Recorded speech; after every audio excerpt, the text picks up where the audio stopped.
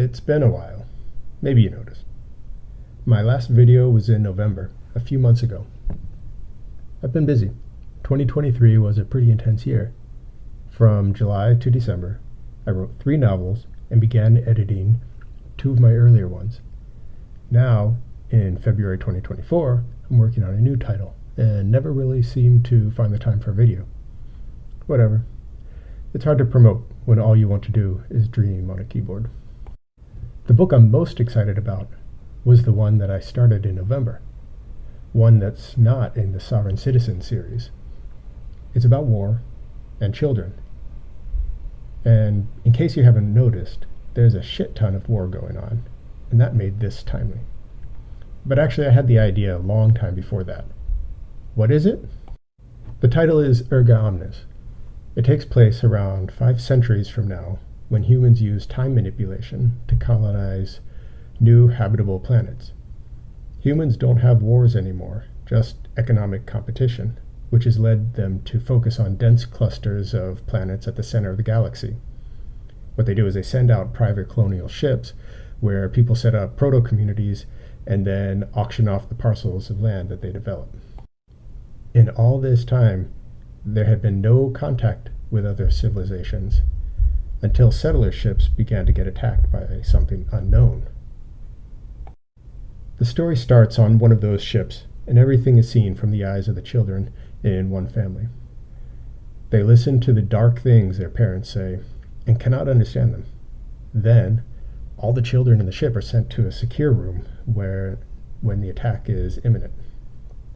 They never see the violence. Locked away both by strong doors and the sedatives they were given, they see nothing. When they emerge days later, they're in an empty ship. From there, they're taken to a sort of refugee camp, where they meet survivors from earlier attacks. There's a boy, someone who learned how to speak the alien language and is ostracized by the others for it. When they're liberated, he is taken by the military to help them decipher communications, and ultimately, he is the only one who can help translate negotiations between the 2 civilizations. My purpose for this one was that war and armed conflict seem to be a settled practice in our civilization, but there are rules that have been established for just how predictable the suffering always is.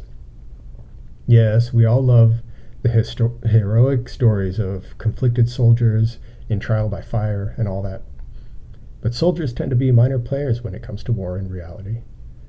Civilians suffer the most, particularly children and other vulnerable groups like the disabled and the elderly.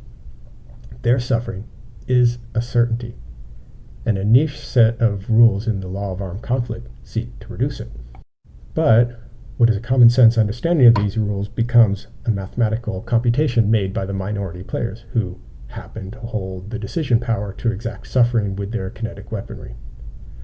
Tragedies and mass trauma get captured in legalese like population transfer, distinction, and proportionality as ways to give soldiers the quantifiable resources to only cause suffering enough for military necessities. When they get it wrong, we have more legalese, like crimes against humanity, grave breaches, and genocide to quantify just how far they transgressed beyond what was necessary. The direct and indirect suffering gets lost in all this, except for those who experience it, and those who work to help them reconcile their past with the hard work of recovery. As someone who has worked with civilian communities as they transition through this process, international humanitarian law is frequently on my mind, and has been for many years. But not the legalese. My vocabulary is forced displacement, sexual exploitation and abuse, economic resilience, and capacity sharing. It disregards the politics and looks to what suffering needs alleviation as it stands back to witness the horror show it cannot stop. By October 2023, as I was completing Pervigilium, the Levant again descended into blood, and we all watched civilians die everywhere. Some were deliberately targeted, and some were calculated losses for kinetic actions that deliberately push the boundaries of what is a permissible proportionate response. Who cares? We have laws for this, rules for this, punishment for this. But it won't matter because the suffering has already happened. Again. But Erga Omnes is not a story about Gaza or the endless blood between Palestine and Israel. It's broader than that. There are certainly the similarities in the story, such as settlers being attacked and land encroachment, but this is resonance, not parallel. If you look beyond the current climate, you'd see such resonance with so many conflicts, of which the Levant is one of hundreds that have occurred in the last 3 years.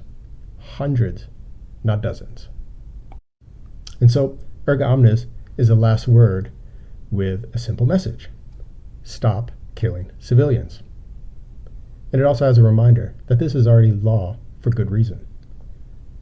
This is an important way to phrase a conclusion because science fiction is often about world building, and the civilizations in the story might be tempting places to expand. There could be prequels or sequels. I could do this, but I won't.